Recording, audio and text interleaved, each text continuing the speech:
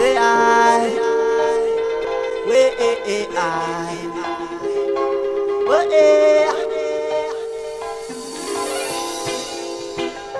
say yeah, say yeah, way I. Nasarutra ni fiainana, tinarena wa tinilaozanao. Fanatunanao ro lalana, lalana hizorako.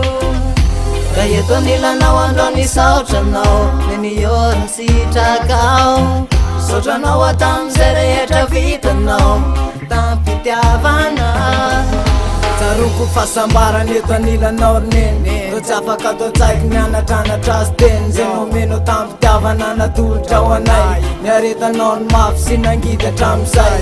Nitaizana mpinono sy nampianatra nandeha, vao fitiavanao hatrany ty natonga anay lehibe. Nahita ny adalako nefa tetsy narenao, tampitamy fananarany fo natolotrao. Karaha sitrakao roneny ondanako eto atratranao, tsy atinoko niankasitraka ro zava-pitanao. Zero fikirizanao anay mba hianatra tsekoly, tatiavanao sakafo mbitsikazana amin'ny olo. Ka tonga hoeto androany asatsiny ratomany, fa satria raha tsisy anao adiasangamba vovotany.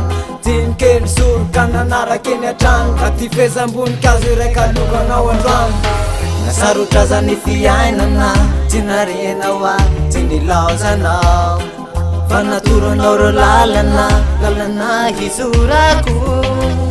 Ka eto nilanao andro ni saotranao, neniora sitrakao.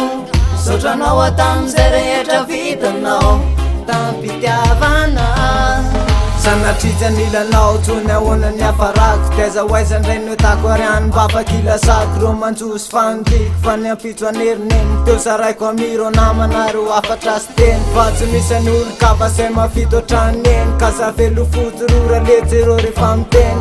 Fa nianatra mandreny otrany tsipakombala, raha tsy mahay mikify la tembany rangila. Ka misaotranao roneny tamy fitiavanao anay, tsy narinao tamy sarotra am'izay rehetra ataonay. Raha misy ny atsoky neny ampona ho avelao, fa titranay mandalo tsy atao mampalahelo anao.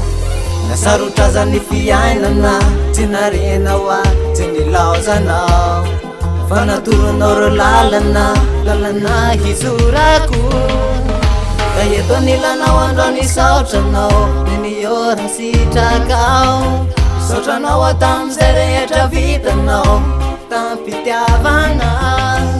Zay inspiraka ho aneny, ho anao ririany.